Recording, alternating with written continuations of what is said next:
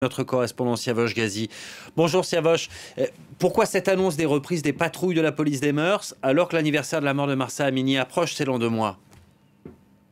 Alors, ce qu'on peut l'expliquer par l'irritation de certains milieux conservateurs qui ont dénoncé ces dernières semaines les scènes qu'on peut voir dans les rues de Téhéran, par exemple des femmes ou des jeunes filles avec des chemises à manches courtes ou des vêtements qui laissent apparaître leur nombril, sans parler de ces femmes, de toutes ces femmes qui ne portent pas de voile, même pas un voile pour par exemple se le mettre sur la tête si elles croisent par exemple des policiers dans la rue. Donc c'est une irritation dans le milieu conservateur, ce qui expliquerait la décision de la police de réactiver la police des mœurs, qui avait été dissoute il y a 7 mois et demi.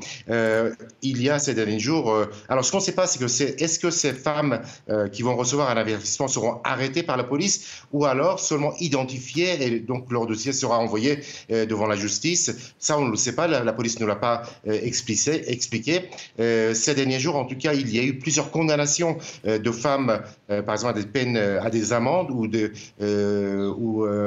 elles ont été privées, par exemple, de conduire leur voiture ou ont été condamnées, par exemple, à faire des travaux sociaux, par exemple, notamment pour nettoyer les hôpitaux. Ces peines ont été prononcées contre des femmes non voilées. Il y a aussi la loi qui est en train d'être examinée par le Parlement, donc pour fixer le cadre du voile islamique, ce qui pourrait provoquer de nouveau la société et relancer le mouvement de contestation. Siavosh, ce geste de ne pas porter le voile, c'est un geste de résistance. Où en est, lui, le mouvement de contestation en Iran? Alors visiblement, donc il y a beaucoup de femmes, par exemple, ne portent pas du tout de foulard, même elles ne le mettent pas, même pas dans leur sac. Donc c'est un mouvement de défi face au pouvoir.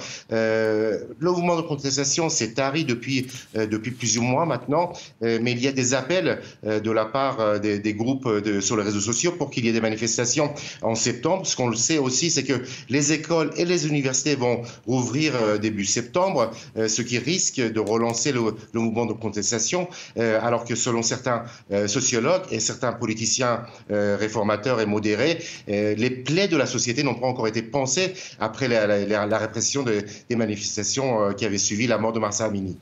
Siavosh Ghazi, depuis Téhéran pour France 24. Merci beaucoup, Siavosh.